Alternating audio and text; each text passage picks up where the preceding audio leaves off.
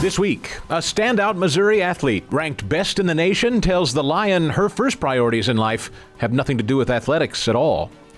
And no signs of slowing down. Hybrid schools nationwide continue to boom in enrollment.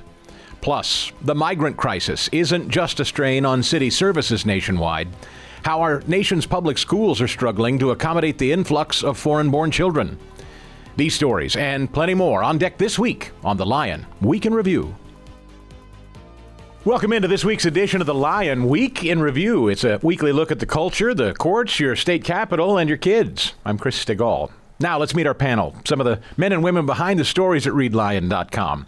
Josh Mann's our managing editor, Michael Ryan, our executive editor, and Valerie Cabana is our media contributor here at The Lion. Panel, welcome as we dive into an education-themed show. All the stories today, as I understand it, have to do with the focus of education in some form or fashion. So we kick it off with you, Michael. How about hybrid school growth post-COVID? It continues to explode. Yeah, and Chris, is I understand it, hybrid schools are both gas and electric, but you need to be careful plugging in hybrid schools because each time you do, Rainey Weingarten's head explodes. Is that true? And for good, yes, and for good reason. The average tuition in a hybrid school is about $4,400, which is less than most private schools and $10,000 or more less than most public school per pupil costs. So that's quite a deal there. And it's competition. It all comes down to competition. Competition makes everything better and often lowers costs. I think historians will see this as a major turning point in American education. Josh, just in case people watching or listening don't know what a hybrid school is, can you define what that means for folks? Yeah, these are schools that don't meet typically 5 days a week. And so there's some mixture. Sometimes there's some home study along with group study in a classroom or a home. And so hybrid schools and micro schools are similar, and sometimes they are categorized in the same way. So these tend to be smaller schools. And what the expert we talked with, Eric Warren, who studies and has a project to study these kinds of schools down at Kennesaw State University, he says that it's enrollment growth as well as new school startups that's really fueling the continued growth after COVID. You know, some expected maybe these kinds of schools would slow down a little bit after the pandemic, but he says they're just not slowing down. And people are really starting to see the results as well, as a lot of kids have come through these schools and been very successful. And so we're seeing all kinds of alternative education models just really thrive in the current environment. Valerie, on past shows, we've talked to you as someone who's thinking a lot about this maybe someday as a mom and how you'll educate your kids. And as I've interviewed homeschool mothers specifically over the years and some private school moms, this is kind of one of those great fence straddling situations. It's not all one or the other, but a perfect blend for maybe some who still would like to work outside the home. Absolutely, and I think this is a new way forward in education for a lot of families. A lot of parents and students are taking this and they are running with it, and it's beautiful because so many states have their own regulations, right? But a lot have started loosening their regulations so that hybrid schools are a more realistic option for families. And, you know, they say YOLO, you only live once, so why not make it the best? Make it the best for the student, make it the best for the parent and the lives that they get to live. And now would be a really great time to give a little Schoolbox plug. If you go to hfschoolbox.com, that is a resource of the Herzog Foundation, and we actually have a program that can help you start a hybrid school, and it's actually a pretty quick startup, and it's free. So if this is something that interests you, please go check that out. Absolutely important you do it. That's a great point. I'm glad you brought that up. HerzogFoundation.com if you want more information on that, like Valerie said. The migrant crisis, the border, this is something, panel, that is obviously front and center in a presidential election. It is an issue that has had an impact on our public schools for quite a long time, well beyond this year. Josh, what do you know about what's going on in our public schools and how they're accommodating, or if they're accommodating, the influx of all these migrant children? Yeah, some of the worst hit school districts, or the ones that are sort of reeling the most from the crisis, are those in cities that have sanctuary policies. And so we've seen it in Chicago, we've seen it in Denver. Our reporter also was looking at Fairfax County in Virginia, which is a very affluent area. And from 2021 to 2023, the proportion of migrant students in the school increased to some 26% of students. Now, that's a tough burden for any school district, even one sort of flush with money. I mean, the property taxes in that area are astounding. And so this is a school district with some good schools in terms of performance, certainly well funded, and yet they're really struggling. Test scores have gone down. There's even speculation that maybe the district is trying to sort of reorganize itself to kind of hide some of the decline in test scores and things like that. And so parents are upset there. Some of this has to do with immigration policy. Certainly schools are struggling to keep up, and it's a huge problem, not just in Fairfax County, but in a lot of cities around the country. And Michael, you can imagine the infrastructure problems for a school this creates. Teachers who I would assume many are not bilingual, maybe now need to be. And, I remember stories years ago that were discussing health policy. A lot of kids entering public school are expected to have certain vaccinations and health checks. A lot of these kids have none of that, Michael. Yeah. Well, one of my friends taught his kids how to swim by throwing them in the pool. And that's kind of what we're doing with these immigrant children. Look, there's no need for the education establishment to try to hide this problem or cook the books or be embarrassed. They didn't cause this problem. Politicians caused this problem. As Josh has alluded to, it's because of our immigration policies. The legal immigration process has basically been aborted here. And assimilation has become a thing of the past. It's a four-letter word for some people. And in fairness, this is a political failure. It's not an educational failure yet. It can be. We've tossed all these people in the pool.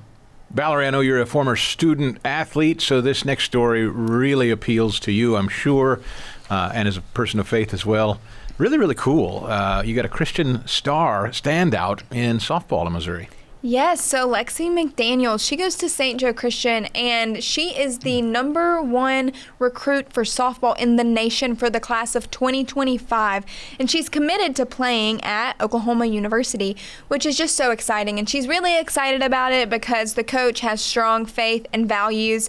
But fun fact, she attends St. Joe Christian School, and they actually don't have a softball team. She got this start by trying out for a team called Aces when she was 14, and she continues to play with them, and through that she's been able to develop her skills, but also at school develop her faith so that she can step into this next chapter of life full force ahead to furthering the kingdom. And she said that she believes that she should do everything to the glory of God because that's what the Bible tells us. And she said if softball's her gift, then she's going to take this sport and she's going to do just that. That's awesome. Great story at readlion.com this week. Another uplifting story in the midst of real tragedy, Josh. The story of Hurricane Helene. As we record this, we're looking at another huge hurricane barreling toward the coast of Florida. In the path of these hurricanes have been Christian schools, and we've covered a couple of those at readline.com. That's right. This one is Bob Jones Academy in Greenville, South Carolina. And actually one of the Teachers of the Year recognized this year by the Herzog Foundation teaches there. And we spoke with this teacher, Rachel Burrow, about what her school has gone through. And the elementary school was greatly affected there by Helene. The classrooms flooded, teachers lost supplies, a lot of students in the school, their houses were badly damaged. There were a lot of falling trees that are greatly affecting their ability to even hold classes. And so they're managing they've canceled. They had to cancel classes for about a week, and then the elementary students were meeting elsewhere for a time, so they're cleaning up. But what struck me is that this teacher described the response as nothing short of beautiful. And I think it's a particularly Christian way of thinking about trials and tragedies and tough times that we face, to find the beauty in it. And she was just really thankful for so many Christians in her area, in her community, who were pitching in, and just kind of that spirit of generosity and toughness that comes along with that.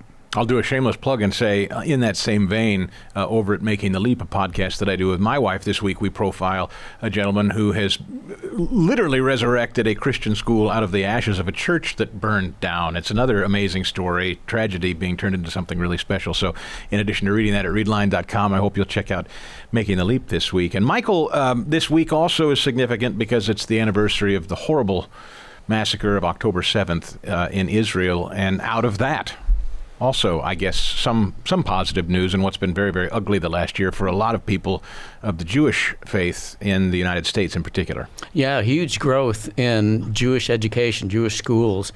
And it's not out of fear. It's out of need and wisdom, in my opinion. The same thing is happening in Christian education. It's become very important to shop around and send your kids to schools that share your values and your traditions. And this is what's going on. And obviously, the October 7th brutal, savage attacks have just given flight to what's going on with Jewish schools. But as public schools have become more and more distant and even hostile toward people of faith, this is a natural and needed response. Before we wrap up, we always like to take a look at all the headlines, and they then tell me on the panel who they like, which article they like. Sometimes it's their own, sometimes it's something someone else has written. So panel, we start with you, Valerie, your favorite story of the week at readline.com. So this just went live today, and it's called, the headline, Snowflakes Not Welcome, a new curriculum to teach students to be South Dakota sturdy. And I don't know if you've ever asked yourself, why does this next generation seem soft? I'm a part of the generation, and I asked that question. And so South Dakota has created a curriculum, like in the headline, it's called South Dakota Sturdy, where they are anti-snowflake. So they're not interested in producing snowflakes. Just a little information about it. It is promoting grit and responsibility to public school students. The curriculum takes students through 10 lessons where they feature historical figures like Theodore Roosevelt and Laura Ingalls and other influential people in history. And so check out this article and go South Dakota. Nobody will accuse Valerie of being a snowflake, by the way. I can vouch for that. Josh, your favorite story this week? I want to go back to the Oklahoma story, Alexi McDaniel. I was really impressed with this young lady, and one thing that stood out to me is she and her dad were talking about whether they had regrets about attending a Christian school that didn't have a softball team. And they have no regrets because of the way that it shaped her faith. And just to see her prioritize her faith, she's probably going to be best known, at least for the next few years, as a softball player. But her priority really is her relationship with Jesus Christ. And so I really admired that about her and her dad. Michael Ryan, your favorite this week? Yeah, so just remember, South Dakota, lots of snow, no flakes. I'm going to go with Josh on this. I think this Lexi McDaniel story is just tremendous. God needs all the PR he can get in this secular society, and I hereby nominate her parents for Time Magazine's People of the Year.